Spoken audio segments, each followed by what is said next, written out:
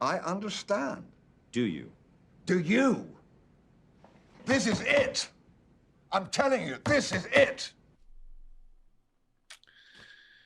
What is going on, everyone? Welcome to WreckTalk. If you've been living under a rock today, I think this broke around noon today, around lunch. Clemson has filed a lawsuit against the ACC in an attempt to break the league's grant of rights agreement. So they now join Florida State in litigating against the ACC. And before we even get into some details with that, big middle finger to the ACC. You know, we can get mad at Clemson and Florida State all we want. Look, admittedly, I'm a tech guy. We're on the outside looking in, right? So I admit my bias there. If you're, Tech, Wake Forest, Duke, I don't know how they stand with their basketball, Pitt. This is the ACC's fault. The minute that Texas and Oklahoma started leaving the Big 12 and all this movement started happening, what did the ACC do? Absolutely nothing. This is on the ACC. And if I'm Clemson or Florida State, I would do the same thing. I would do the same thing. At the end of the day, this is about money, and we can get mad about that too. But when you apply for a job, the first thing you're looking at is the salary in the negotiation. That's going to trump company culture, certain benefits, how nice the office is, what the tradition of the company is and its history. That's all going to be trumped by how much you're making there at the end of the day. So I don't feel like we can get as mad at these schools either. They're doing what they have to do to be as competitive as possible in today's landscape of college football. The ACC is sat on this grant of rights like it's the most ironclad, indestructible document of all time. And we're going to talk about toward the end of the video how I don't even think it even matters anymore how binding the grant of rights is. So, looking back, there's been a few things that have happened. Let's look back at Florida State for a second and just what their perceived exit fee is. FSU saying, I'm assuming this includes their media, because you have to pay an exit fee, and the thing that has been so difficult with the grant of rights is you lose all media rights. So you can't air your games on TV. So FSU states this is about $572 million in media rights. But the interesting thing is ESPN has come in, and this is, I don't know, maybe a month ago, and really saying that Florida State has committed a felony because they, in their filings and in their litigation with the ACC, has let trade secrets slip. So it wasn't until somewhat recently, and I don't know if this is the trade secret they were talking about, because not all of the grant of right document is public. I think there's some things that are still not known. One thing that came out that wasn't known is that ESPN can kill this. I think in 2026. They have until like February of next year to decide to end the grant of rights. And that's where it gets interesting, because the ESPN also owns the SEC network. And I'm sure ESPN would much rather have Clemson and Florida State in the SEC. So that's one thing. Now, let's look at this CBS article. Clemson joins Florida State looking to exit the ACC. Now, Clemson's going a little bit different angle. Florida State is going through some nuanced, more legal arguments. Clemson's filed a lawsuit against the ACC, blah, blah, blah, in Pickett County. They're basically saying that this document is so insane and the exit fees so exorbitant, and the ACC was so, I guess, negligent in their fiduciary responsibility of the school that they shouldn't have to pay any exit fee. This document is non-binding. It should be voided by a judge. So Clemson is asking the judge to ultimately void the exit fee and grant the university all of its media rights for games that take place after the university opts to exit the league. Clemson calculates the exit fee at $140 million. Now remember, as it says here, that's not counting the number to buy out the remaining decade. So this runs until 2036 of media rights. Even if the judgment goes through, however, it does not guarantee that Clemson would receive an invite to either the SEC or Big Ten. They would, though.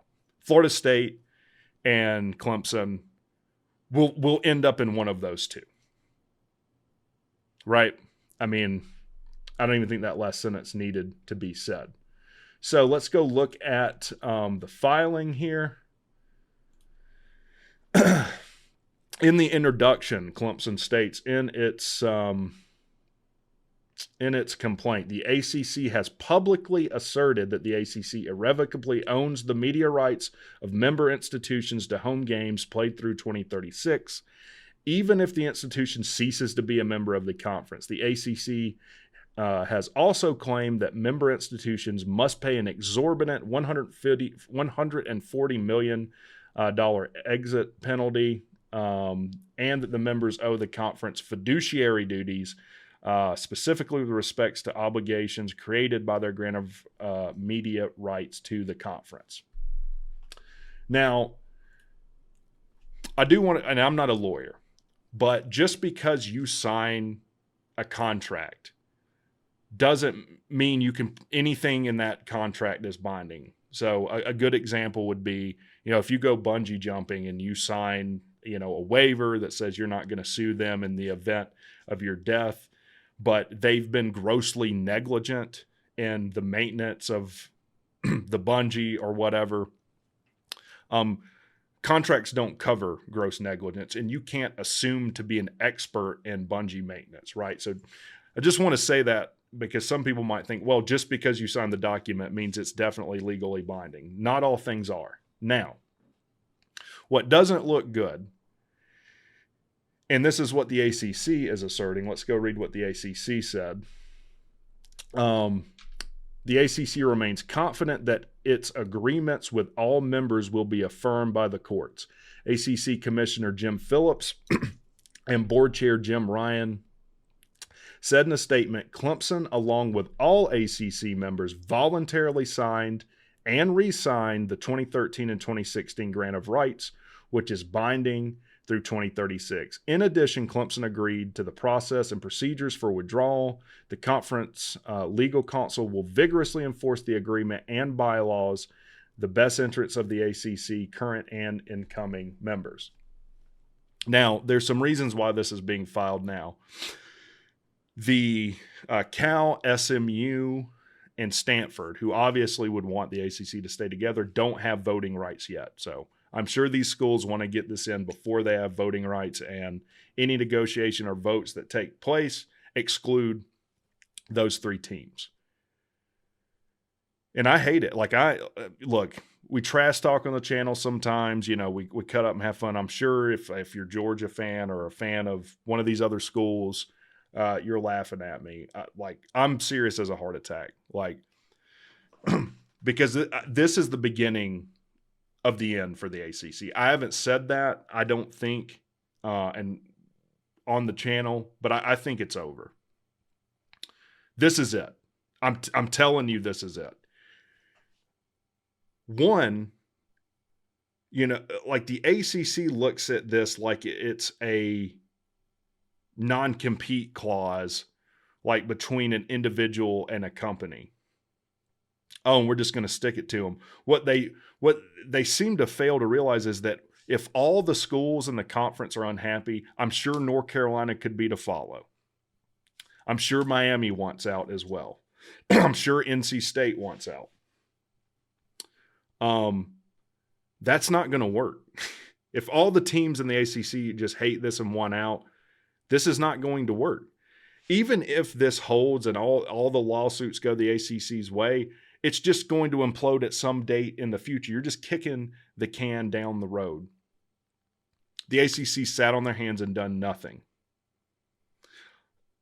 And in Florida State's lawsuit, one of the first thing I thought that really was a sticking point was Swofford, who was the last commissioner or whatever, threw a lifeline to Bally Sports, who ended up going bankrupt anyways, I believe.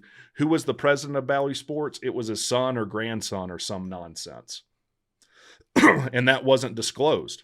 You've got to disclose things like that.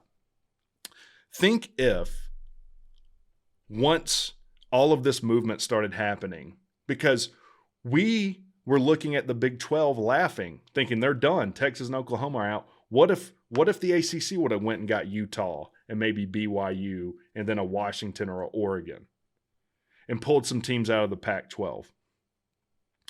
Even pulled a Cincinnati or the better group of 5 teams. And because now the ACC is in an infinitely worse spot than the Big 12. And it's no one's fault but the ACC. So they get rid of Swofford. And then who do they bring in? Do they bring in someone with a ton of experience in college athletics and college football and TV rights? No. They bring in Jim Phillips, who's a politician from Massachusetts that has zero experience in college athletics, which makes you think they were just gearing up to fight this in the courts. Here's why I don't think it no longer matters how ironclad or binding the grant of rights is. Because I don't think the ACC can afford to litigate against Florida State and Clemson, let alone if another team jumps in. Because these are extraordinarily expensive lawsuits and lawsuits that can draw out. You still got to have enough money to pay your schools out and do all the other stuff you can. Where's the money going to come from to fight 2 or 3 lawsuits with lawyers that all make $1,000 or $1,500 an hour, and you need a staff of 30 of them, along with their assistants and whatever? So to me, it doesn't matter about the grant of rights anymore. It's over. So what are you going to do? What I think will happen is that, and I don't know when, if that is the case that they can't afford to just litigate against 2, 3, 4 schools, who knows how many schools will jump on board, they'll have to agree to a reasonable buyout. Now, it's unreasonable to me for Clemson to say, oh, we shouldn't have to pay anything to exit. This stuff's making me sick, sorry. But they'll have to agree on a reasonable buyout if they can afford to litigate it, and that'll be the end of the ACC. The minute Florida State or Clemson leaves, that's it. Then the ACC will be the Ivy League. So what does this mean for, well, first of all, let's say what teams are the first to the trough? What teams would the SEC and Big Ten be the most interested in getting? Obviously, Florida State and Clemson, in whatever order you want to put them in. I'm not here to have that debate, like an Xbox versus PlayStation debate or something. Clemson and Florida State in whatever order you want to put them in. Then North Carolina, I would think. You'd start rolling down Tobacco Road. North Carolina, Miami. Who would be the next teams? Probably like an NC State, Virginia, Virginia Tech.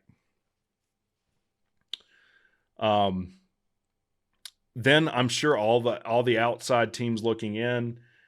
Again, I don't know how Duke's basketball affects that. They have great academics. I'm sure that's attractive to the Big Ten. I'm sure it would be like then Duke, Louisville.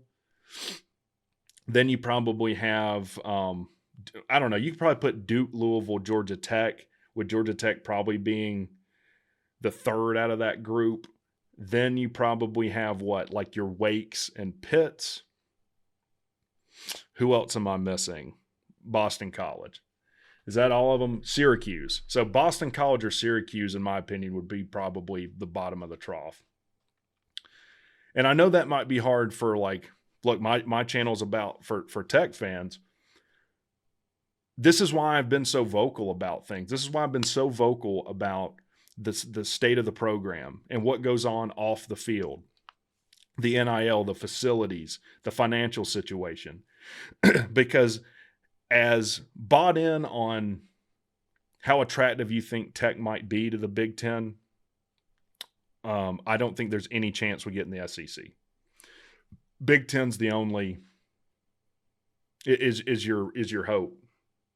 You at least have to admit you're not in an ideal situation.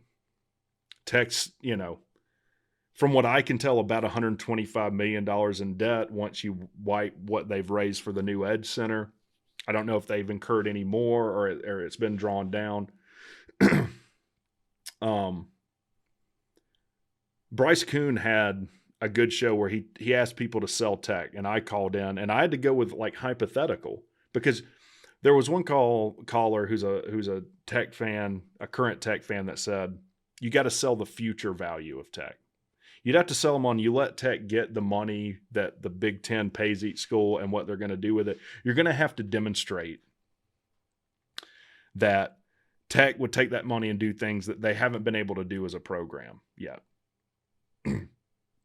So whether you like to admit it, Tech's on the outside looking in with Wake, with Pitt, with Boston College, with Syracuse, and a few other schools. Now, does that mean Tech couldn't get into the Big Ten? No. It would be the Big Ten or Big 12, but look, those conferences are bloated. The Big 12's bloated now. So we're really in a cold war between the SEC and Big Ten. They don't need, financially they're set. The new college football playoff agreement has been reached.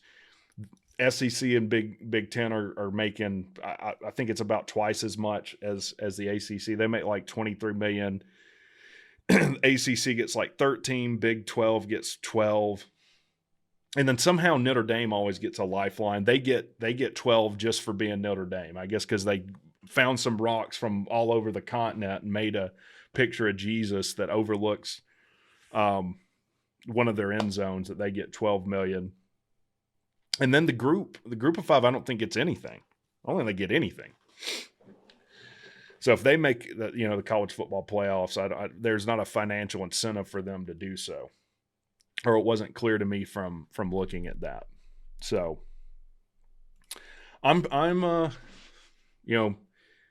didn't really want to make this video, but I'm upset and I stand by that. I do think this is the beginning of the end for the ACC.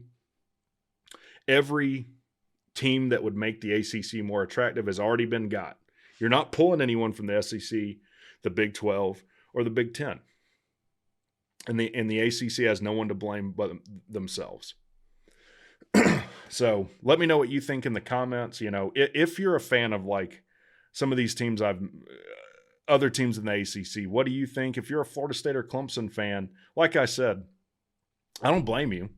Like, I'm mad at you just from the standpoint of it, you're destroying the conference, but I will admit I'd do the same thing if I was you. Comment, let me know what you guys think. Man, I didn't need this today.